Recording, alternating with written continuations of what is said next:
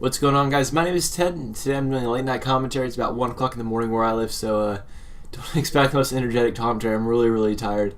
I'm just trying to get one out there for you guys and make sure I post continuous content every single day. Today I'm doing a free-for-all in the M.O.A.B Village with my PP90 Extended Max and Rapid Fire.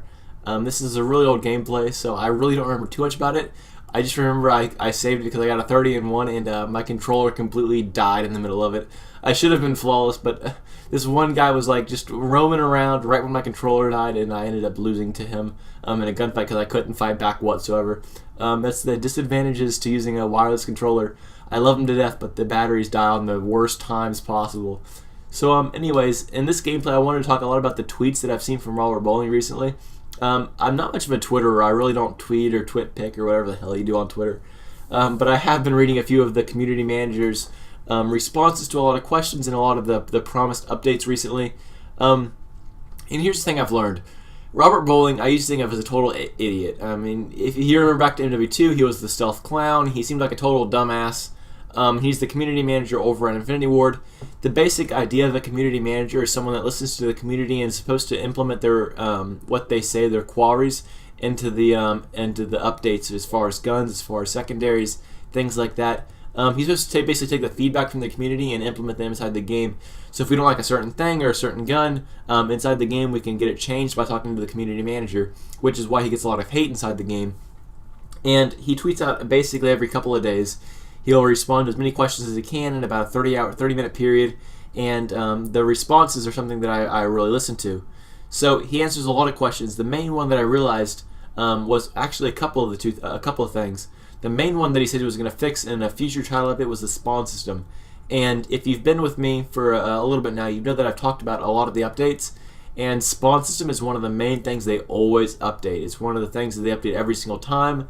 They keep tweaking it, and they can just never get it right. It's still a payback spawn system. It really does not work very well, and I don't appreciate having someone spawn up my ass in even team deathmatch or free-for-all modes. It really pisses me off. However, in Demolition I expect it. In other game modes it should not happen.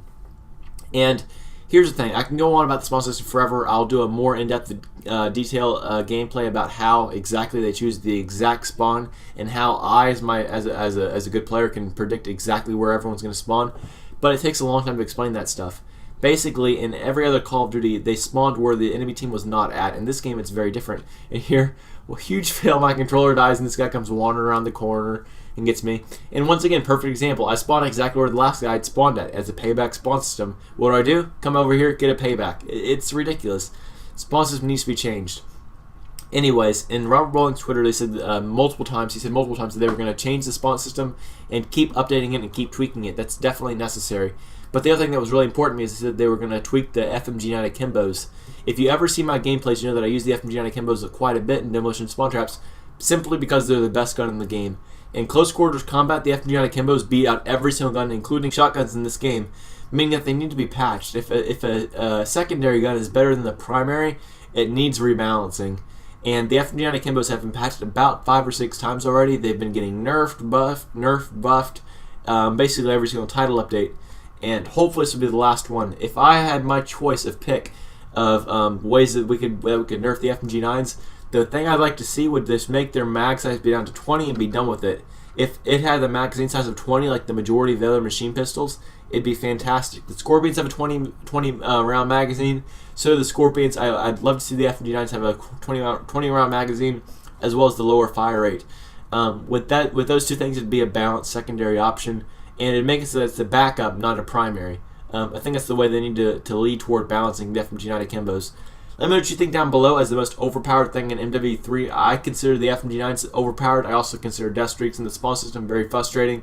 Let me know what you think down below. I love reading all your guys' results in the comment section down below. Tell me what you think. Also, if you're new to my channel, make sure to click subscribe. If you like this video, click the like button. It helps out a lot. Other than that, guys, have a fantastic day, and I'll catch you